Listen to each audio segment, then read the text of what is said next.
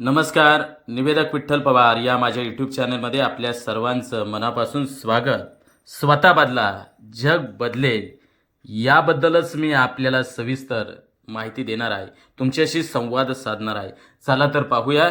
स्वतः बदला, जग बदलेल. त्यासाठी बांधवांनो, विचारांची गरज आहे. विचारांच्या माध्यमातूनच माणसाची कृती घडते आणि कृतीच्या माध्यमातूनच माणसाचं वर्तन तयार होत असते. त्यासाठी आपले विचार बदलणं गरजेचं आहे. तूच आहे तुझ्या जीवनाचा शिल्पकार असं म्हटलं जातं. म्हणूनच विचारांनुसारच आपल्या जीवनाचं शिल्प खऱ्या अर्थानं घडत असतं. तर ते विचार आपण या व्हिडिओच्या द्वारे ऐकणार आहोत. आनंद त्यांना मिळत नाही जे आपल्या अटीवर जीवन जगत असतात. आनंद त्यांना मिळतो जे दुसऱ्यांच्या आनंदासाठी आपल्या अटी बदलतात.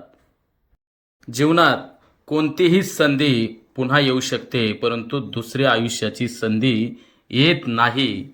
कधीकधी देवाकडं त्यांच्यासाठी प्रार्थना करा ज्यांच्याविषयी तुम्ही नेहमी वाईट चिंतित असता. यामुळे तुमच्या विचार करण्याच्या शक्तीत सुधारणा होईल आणि मनसुद्धा शक्तिशाली होईल.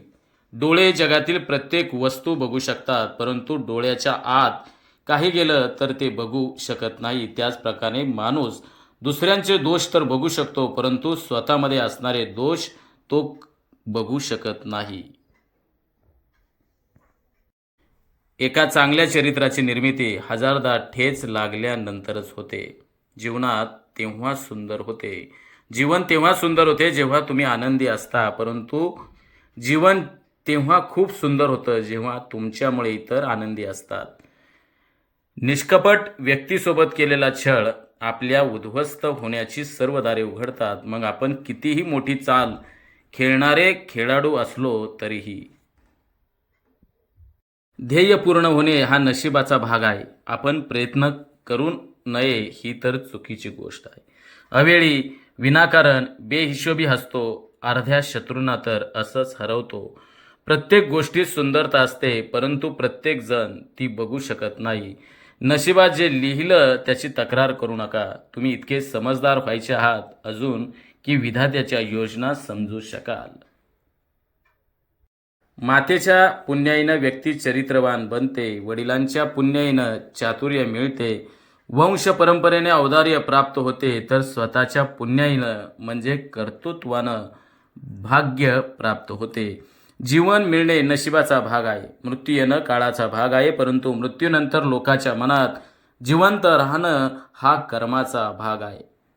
पैसा जर खिशात असेल तर मोठी ताकद, परंतु डोक्यात असेल तर सर्वात मोठी दुर्बलता. जेव्हा आपण स्वतःला चांगल्या प्रकारे समजू शकतो तेव्हा दुसरे काय समजतात याने काहीच फरक पडत नाही. जीवन त्याचीच परीक्षा घेते जो काट्यावरूनही चालणं जाणतो. काही मिळवून तर कुणी हसतं. जीवन त्यांचंच असतं जो सर्व गमावून सुद्धा हसत राहतो.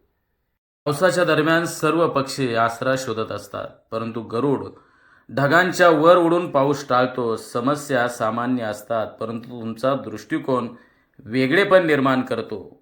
आमच्या चॅनलवर नवीन असाल तर सबस्क्राईब बटनावर क्लिक करा आणि बेल आयकॉन प्रेस करा.